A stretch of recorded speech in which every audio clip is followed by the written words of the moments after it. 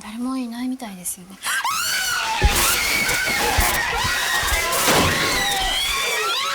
Hello everybody, my name is Karryshh and welcome back to another recap video.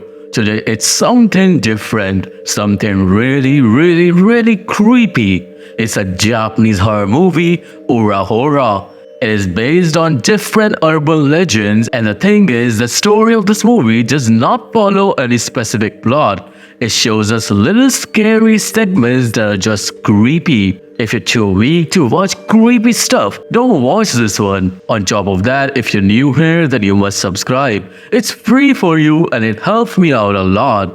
With that said, sit back and relax as I recap Horâ. So the movie begins with some clips. In the background, a narrative plays, and we are informed about Japanese cursed videos which are collected from random TV stations. These videos should not be watched, but in this movie, they are going to show us some. Now we meet with a man who tells us that he used to work for a TV station company. The company once cancelled an horror show because of an unknown reason. Now the man dug around and he found a videotape from that cancelled show, and it was named Cursed Shrine. In that tape we meet Nanami, an actress hired for that TV show. The producer tells Nanami that they will take her on a mountain where there is a cursed shrine. She was shown the name of that shrine, and then she was informed that whoever knows the name of that shrine gets a curse, and now Nanami is basically cursed. To break the curse, now Nanami must go on the mountain, find that shrine, and pray to it, or else she would go crazy. However, Nanami was not a believer. Producer also tells her that recently, a man jumped from a building after he found out the name of the shrine, and then suddenly, Nanami hears a weird noise. No one else in the room could hear that noise except Nanami, and soon it became loud enough that Nanami starts screaming. In the next scene, Nanami and her camera team go to that mountain. Nanami looks for that shrine, but it takes so long that the sun sets. In the darkness of night, Nanami tries to look for it when she hears the noise again. And suddenly, an invisible force attacks on assistant director Kyoko.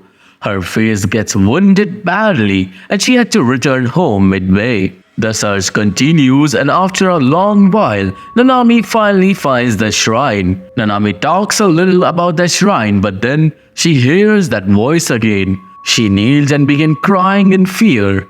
The crew calmed Nanami down, and then she prayed to the shrine as instructed. But then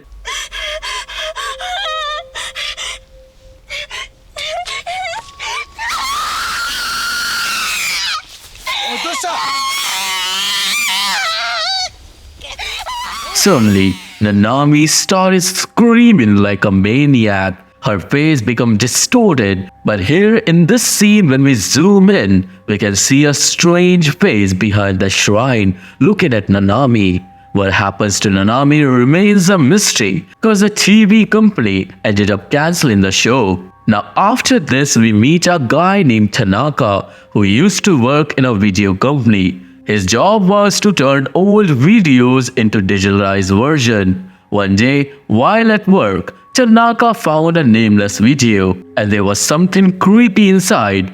He called the tape Thorography. We see the video where a man was performing thorography. It's an art where a person captures his thoughts at an unknown time or a place in pictures just by clicking photos of their foreheads from a really close perspective. The man claims that he possesses some supernatural powers, and when he clicks the photos, some apparitions indeed show up on the pictures, like a photo taken on Nakamise Street, another one saying Expo 85, which was a company that burned down long ago, another one from 1980s dance festival, and the last one was of Tokyo Tower and the vista around it.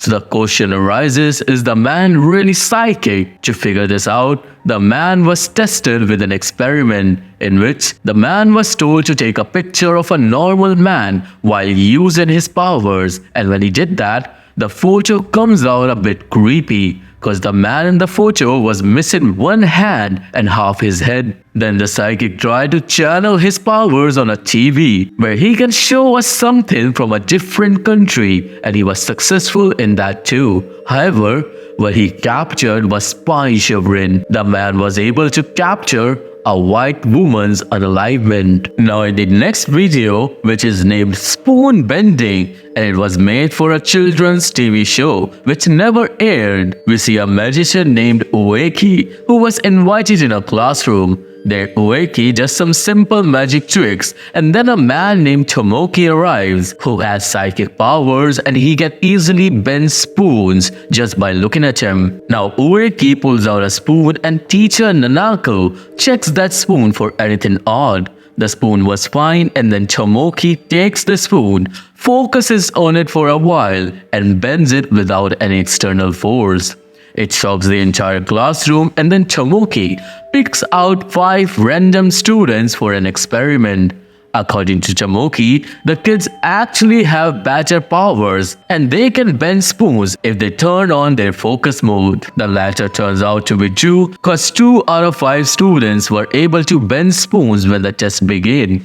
Tomoki informs that if everyone in the world accesses these powers, this could lead to world peace. But I didn't get the reason how. Now for the finale, Tomoki places the spoon somewhere where it stays upright. He was going to bend the spoon from far away, but Tomoki asks the kids to focus on his spoon at once. And together with everyone's power, Tomoki will bend the spoon.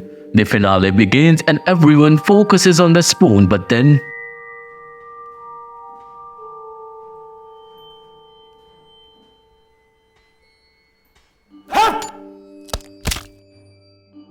the spoon breaks along with Nanako's neck. I guess someone in the room focused in the wrong place. The movie will get only creepier, so consider this a warning. Now next we meet with an unknown professor informing us about an unknown experiment performed on a woman in an unknown university. The video was leaked and its name, Out of Body Experience, which tells us a lot about the experiment.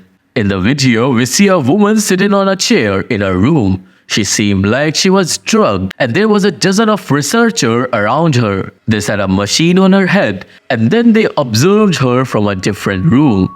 After 50 minutes, something happens, and we see a weird white shadow coming out of the woman's body. According to the researcher, it was the woman's spirit. The shadow hovers over the woman's body and then it walked away from her. We can clearly see its leg in the scene. The shadow then goes back inside the body and the lights begin to flicker. Now with the flickering, 1 shadow becomes 2 and then 2 becomes 3, and then the 3 shadows turn into white slimy substance which comes crashing in the glass window in the form of faces. A doctor goes in the chamber to check what's happening, but there was a creepy whispering in the background. Then everyone begins screaming because a doppelganger of that woman appears in the room, scaring the doctor.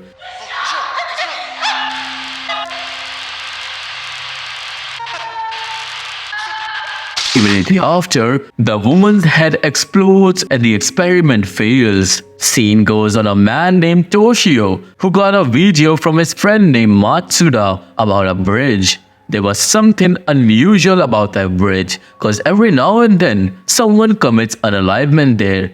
To solve this mystery, Toshio sets up a camera near the bridge, and soon after, Toshio catches a man and then a woman committing unalivement from the same place. However, before jumping, both people looked down at something and they got mesmerized. Toshio then informs us about a black stain that's near the bridge in the shape of an arrow. The arrow points right where the bodies fell. There was also a parking mascot, which looks kinda creepy. Toshio was wondering if these things are involved in this case. Now one day, Toshio catches a man who was looking down the bridge. Toshio approaches the man and asks him about the thing he was looking at.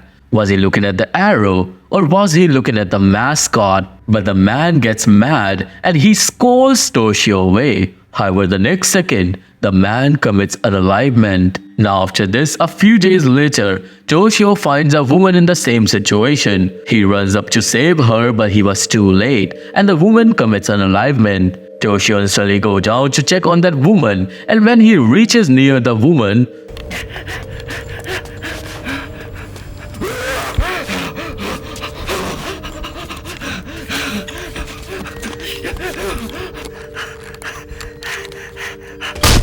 she got on her feet in a really creepy way. The woman was still alive, but whatever curse was there didn't let her live long. Soon after, a man falls from above straight on the woman, and both of them died on the spot. It was the curse saying, "You can't escape." Now we see a woman named Tanaka who shows us a video taken by her cousin Suzuki, who recently died in a car accident.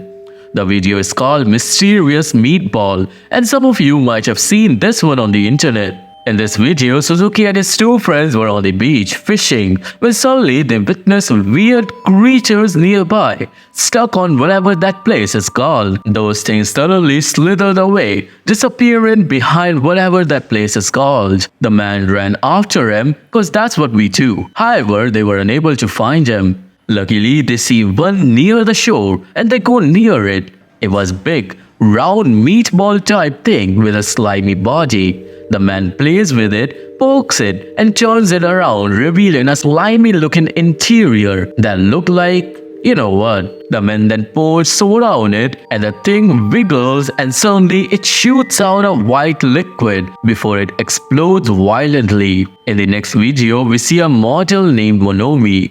The video was taken by cameraman named Nakamuji, and Monomi was taken to a shoot in a garden, but something happened that day which took her sanity away. Video is named Assault on Idol, and in it, we see Monomi getting prepared for the shoot. She and the crew arrives in a garden where there were a lot of bees. During the shoot, a bee stings Nakamuji and Monomi bursts into laughter. Nakamuji informs us outside the video that he felt really bad cause a girl like her should console someone in misery. But instead, Monomi laughed like a maniac. Nakamuji then wished that she too gets stung, and then when the shoot begins, suddenly a bee stung Monomi. Frustrated, Monomi kicked a tree, which was her biggest mistake cause then thousands of bees attacked on her. Monomi ran away from the bees, but they stung her everywhere. In the end, Monomi ran far away from the crew, and when she was discovered later that day, her body was covered in bee stings and she looked creepy as hell. Now the next video is named A Woman Waving Her Hand. The video comes from a guy named Gocho from the time when he was at a club with his friends. Gocho's friend Isayama, who recently committed unalivement, was with him too that night, and perhaps his death can be explained with this video. In the video, we see everyone partying and drinking when they notice a woman in the bar. She was talking to herself and she was sitting alone. She was beautiful too, and Isayama complimented on her complexion, and then suddenly, the woman turns to the group of friends. Now when the party ends, most of the friends go home except Gocho, Isayama, and two other guys. These four were heading home to continue on their drinking, but when they were on the station, they see something creepy. That woman was on the other platform and she was waving in a creepy manner at the friends. The friends think that the woman is being friendly with them, but then suddenly, the woman jumps down on the tracks and a train ran over her. It scared the shit out of everyone, but when the video is slowed down, we can see that the woman was actually lying under the train as it ran over her, and then the woman disappeared. Goro now tells that the woman actually targeted Isayama, and this can be proved when we look into the video closely, and we can clearly see the woman staring at him from the rail tracks during the last few seconds of the video. The next video is called Stalker, and it's about a man who stalks a woman. In the video, we see a woman named Masumi who used to live alone, and the stalker one day enters her house and installs a camera in her room. He steals a spare key as well, and then he began to keep an eye on Masumi. At night, Masumi comes home, does all her work, and the stalker watches her in every state. When Masumi leaves the house, the stalker comes in, and he does weird things around her house. One night, the man hides under her bed. He gets the opportunity to follow Masumi around the house, watch her in the shower, and change her clothes. When Masumi sleeps, the man comes out of the bed and he lustfully hovers his hand on Masumi. Suddenly, Masumi wakes up, she screams and pulled out a katana and she hit the stalker hard with it. She called the cops and they arrest the man, and Masumi then lived a happy life. Well, this one was not that creepy. Now next we meet with Takagi, a news reporter who was near a haunted building. Now you all know about the movie Ju-on the Grudge, directed by Takashi Shimizu. There was a spirit of a boy named Toshio in the movie, and according to Takagi, people have seen that Toshio in this building. And that was why today, Takagi, together with Grudge movie director Takashi Shimizu, will go inside this building to find Toshio. Now Takagi and Takashi enters the place and explores it. Inside they find a really big parking, and there they hear a loud banging noise. Then the two find weird brown goo on the floor. The banging noise comes again, and then Takashi runs to see where that voice is coming from. Takagi ran after him, but Takashi disappears from her sight. I guess the film's budget was not too big to afford him. Then Takagi walks forward alone, and then she hears that banging noise from a room. Inside the room, the filming crew captures a creepy hand behind stacked furniture, which scares everyone. Takagi refuses to continue on this investigation, and the team calls the producer of this show. The team finds out that Takashi Shimizu ran home because this place is dangerous, and he had told the producer to get the team out of the building ASAP, but that didn't happen. The producer scolds Takagi and told her to continue the investigation till end. Takagi had no choice but to move forward, and the team then goes inside that room where they witness a weird humanoid creature that looked like Toshio from the Grudge movie. It was throwing stuff around, and when it sees the team, it ran away. Takagi and others follow that thing, but it disappeared for a while and then suddenly, 誰もいないみたいですよね。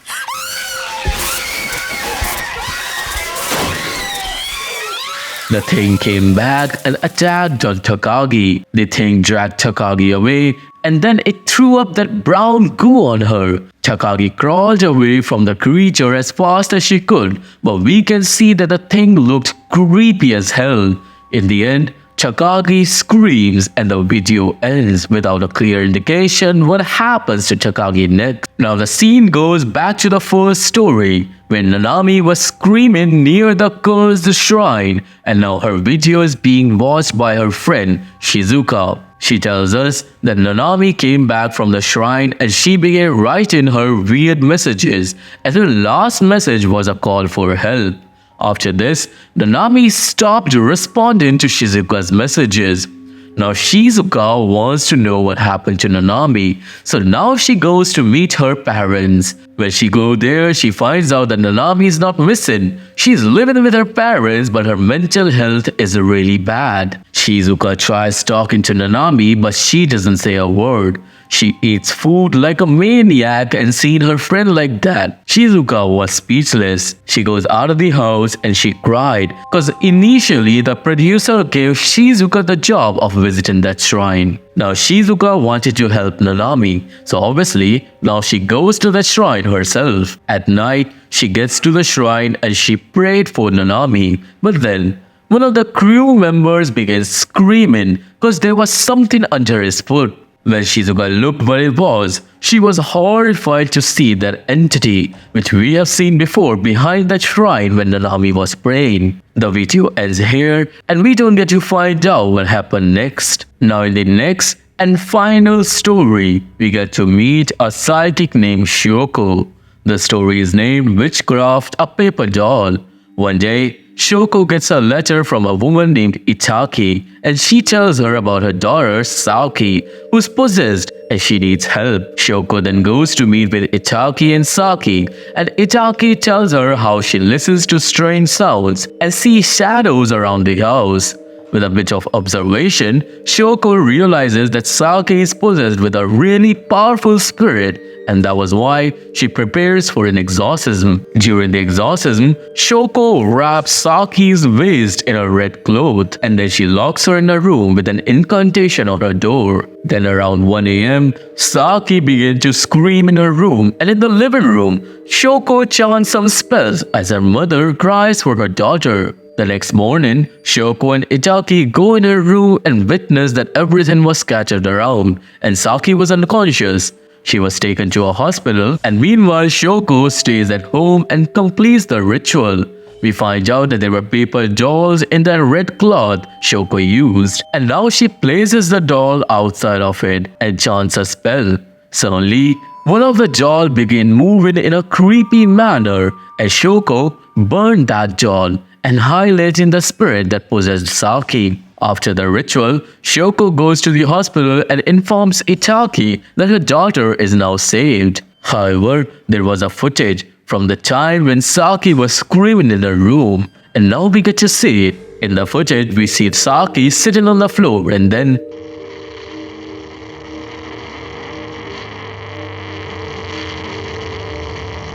the entity from inside of her came out in the form of black strings, and this is where this movie ends. So this was the recap video on the movie Horâ, and I hope you have liked it. If you have, then please subscribe the channel and like this video. I really need your support to grow further. If you want to watch this movie, there's a link to my Telegram channel in the description box. If that link does not work, just go to Telegram and put my channel's name in the search bar. Now what I do, I'll provide the movie on a different Telegram channel and delete it after 7 days. So if you're watching this video after 7 days, sorry man, you've missed this one. If you don't want to miss more, make sure to subscribe and like this video. I'm mostly active on Insta, so you can follow me there as well. And look into my other channel where we discuss about the mysteries of the world. All the links are in the description box. For now, I'll see you all in the next one. Till then, stay awake cause they always see you.